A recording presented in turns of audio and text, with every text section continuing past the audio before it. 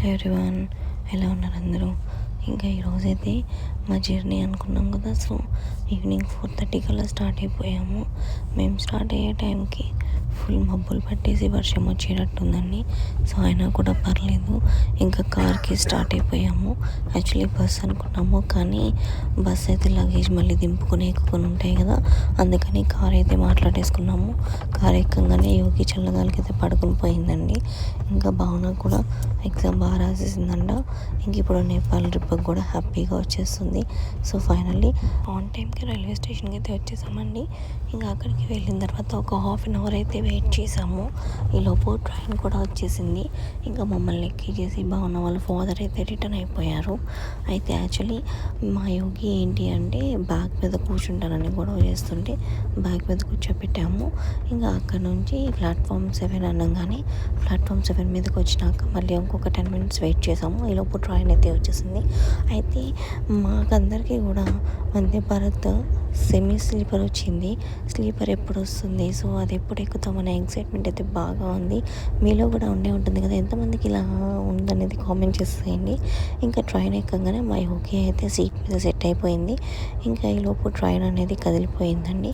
అయితే మాకు ఎగ్జాక్ట్గా 2.5 hours జర్నీ ఎక్కడి నుంచి, విజయవాడ నుంచి కాజీపేటకి. ఈ 2.5 జర్నీ కూడా ఫుల్ జోష్గా సాగిచ్చేసింది. అయితే వాటర్ బాటిల్స్ ఇచ్చారు, కాఫీ కూడా ఫ్రీ అన్నారేమో అని చెప్పి తీసుకున్నాం. తీరా చూస్తే ఒక్కొక్కటి 30 రూపీస్ అంట. నాట్ బ్యాడ్, పర్లేదు తాగొచ్చు, కానీ అంత బాగా లేదు. ఇంకా మా యోగి అయితే ఎంజాయ్ చేయడం స్టార్ట్ చేసేసింది. ఇంకా పడుకుంటావేమో అనుకున్నాను, కానీ పడుకోలేదు, కార్లో పడుకుంది కదా.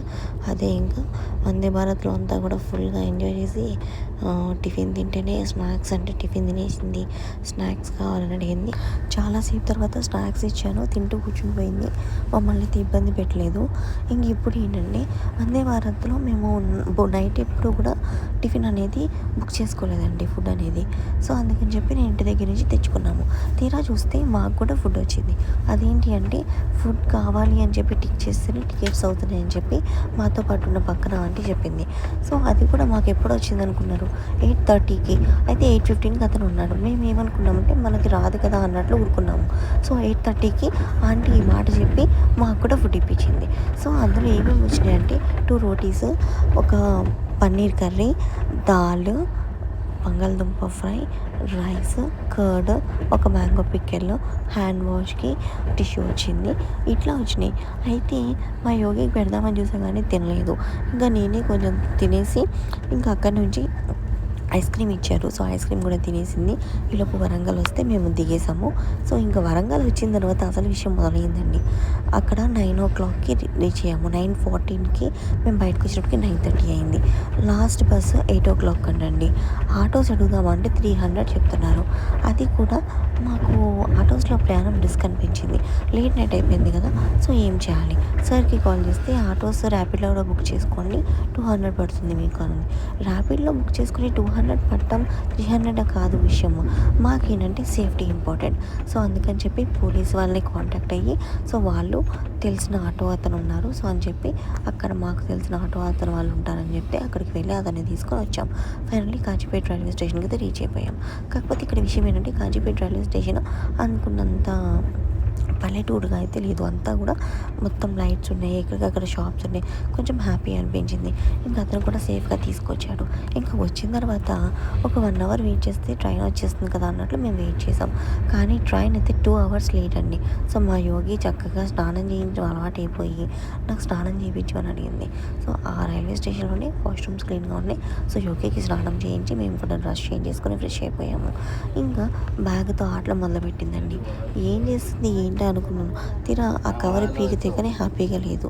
మార్నింగ్ అంటే 4 o'clock నుంచి ఐస్ వాటర్ తాగలేదు కదా. సడన్గా కూలింగ్ బాటిల్ తెచ్చేటప్పటికి దాంట్లో ఒక హ్యాపీనెస్ అయితే నాకు బాగా అనిపించిందండి యోగిలో. సో మోస్ట్లీ ట్రైన్ అయితే అన్ని ట్రైన్స్ వచ్చేస్తాయి కానీ మా ట్రైన్ మాత్రం రావట్లేదు. చాలాసేపు వెయిట్ చేసిన తర్వాత ట్రైన్ అప్డేట్ వచ్చిందండి. ఏమని, 12:20కి వస్తుంది అని. సో సరే ఇంకేం చేస్తాం, అలాగే కూర్చొని ఇంకేమైనా తింటావా అంటే ఏమీ వద్దు అని నిద్రపోతానంది. సో ఇంక నిద్రపోయింది. మళ్ళీ స్నాక్స్ అడిగింది. సో స్నాక్స్ తినేసి మళ్ళీ పడుకుంది.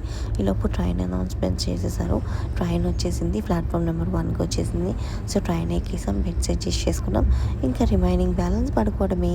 సో ఇప్పటికి చాలా లేట్ అయిపోయింది కదా, మీరందరూ పడుకుని ఉంటారు. సో మేము కూడా పడుకొని పోతామండి. ఇప్పటికీ చాలా లేట్ అయిపోయింది. సో రేపటి నుంచి నేపాల్లో మా ట్రిప్ ఎలా సాగింది అనేది అప్లోడ్ చేసేస్తాను. సో ఛానల్ని సబ్స్క్రైబ్ చేసేసుకోండి. బాయ్.